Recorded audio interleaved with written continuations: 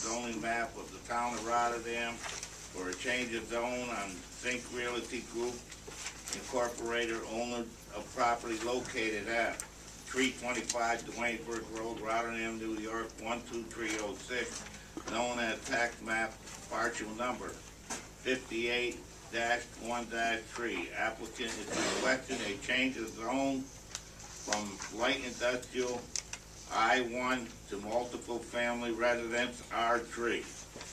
Public hearing was called for at the town board meeting of February 24th, 2010. Public hearing was held at the town board meeting of March 24th, 2010. Do I have a motion? Yes. Second, I'll second it, Mr. Supervisor. on the question? Yes. With all due respect, the prior administration was very clear as to their position in this matter. The the zoning board ruled against, let me back up. The building inspector declared it improperly zoned. The zoning board affirmed that decision. The Supreme Court affirmed that decision.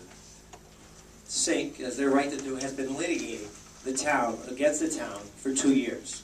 So you cannot possibly blame any of the holdup on the town of Rotterdam.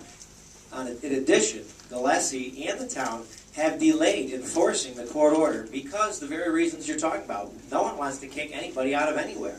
It's not about that at all for me. Okay? And the town has extended the ability to forcefully remove people. They never did that. They never enforced the order. The lessee has extended several times the ability to shut down sewer service because we all agree with that. So to the extent you're trying to put this on the last administration, it's just not accurate. And at the end of the day, my vote basically comes down to what Chairman Robert Malozzi, IDA Chairman Robert Malozzi said in the minutes to the Comprehensive Plan Advisory Committee. It basically comes down to his sentiment that this is industrial property, the importance of having industrial property in town for the tax base. It's contrary to the Comprehensive Plan, and the change would be detrimental to the Comprehensive Plan. And that's essentially what my vote comes down to. Any other questions? Call the roll. Mr. Parisi? No. Mr. Godlewski?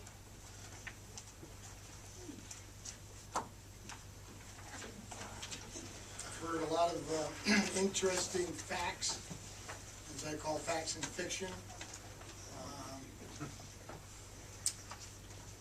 I don't know where to start, but there's always the beginning. Elysius has owned this property since 1968-69. And there were several properties that the government kept. One of them happened to be this apartment complex.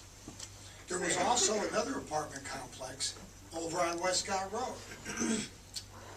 When it came up for bid by GSEA, all right, I've been watching this property for probably since 2001 to try and get the town to acquire it.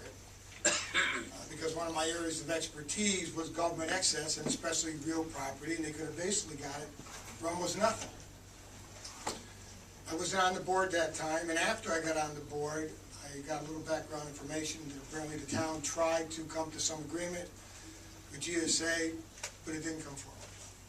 All right? And when I personally called GSA to verify the facts, I was sent all the information, and I have a nice folder at home, and I was very dismayed that we lost that opportunity. We wouldn't be here now if that had happened correctly. Like I said, I wasn't on the board. Mr. Parisi was the town attorney then. He might have some background information that I don't have. However, all said and done, I could not believe, and I've heard Mr. Porter's comment, that it sold for that much. I was in shock because I was watching the bidding on the website for GSA, and when it got over $1 million, it took my breath away. However, somebody, a businessman, made an investment in the town of Rotterdam in June, I believe June 12, 2008, for $1.8 million. We tried to find the legal records, all right, that have transpired. It's been very difficult to piece it together, and I know an email was sent to Mr. Parisi, and Gerard, I know you'll correct me if I'm wrong, But basically, all we were given is the court case that was decided, I believe, in the fall of '09. Okay, I believe it was the fall of '09. And basically, because it went from military use to commercial use, they denied it. They supported the zoning board's determination. I don't believe that Judge Ferradino said that you couldn't have housing there. I think that's very important to understand that. There's been reference made to an email that was sent, all right, that we received in our package from Mr. Brick. What concerns me about that email is, and I'll play the devil's advocate, if the applicant had agreed to all the conditions in that email, one has to construe that the town would have given them that zone change. So in my mind, I'm saying none of the issues came up regarding it being next to an industrial zone. If you give us what we want, we're going to approve the zone change. So as the process moved forward, and Judge Ferradino made his decision, all right, you know, the town had an option to do certain things, all right? And I happen to have that newspaper article dated October 12, 2009, that the Gazette had. Mr. Mason did it, and I'm just going to read a comment that's here. And I have to assume it's true. If it's not, Mr. Parisi can correct me. Quote, Town Attorney Gerard Parisi doubted the documentation unearthed by Sink would have any bearing on the situation. He's referring to the fact that Sink brought some documentation forward that it had previously been used for commercial residential use at some point in time. He said the company will have to convince the town board of the need to rezone their property to continue renting at the complex. Quote, I have said it all along. They have the right to come in for a zone change, he said. The issue to me is this. All right, prior to that decision, were there some things that were done wrong? Yes. To me, I have to come forward from that point in time and say, what has the applicant done? They have done just what the town attorney, the previous town attorney directed them to do. They have filed for that.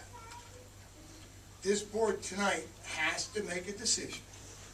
Does the property fit that use? It might have been military, but housing is housing. And that's the bottom line here. And I understand what the Gleason Group is saying. However, I talked about the two buildings on Westcott Road. They were rezoned and they were an industrial zone, and there was no complaint there. So there's been precedent set, all right? And the town basically made it in writing that if all those other conditions were met, we're going to give it his own change. So I hear what Mrs. DeLev is saying, and I have to agree with her, all right? I mean, wow. You know, I just, in my mind, housing is housing, and that's the simple issue here. All right, if you look at the secret document that has been submitted, and I have read all the comments by the various committees that were involved, they have addressed almost all those concerns. As far as I'm concerned, it will be the highest and best use of this property, and I vote yes.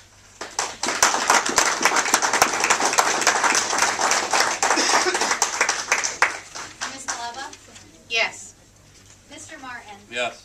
Supervisor Delgado? Yes.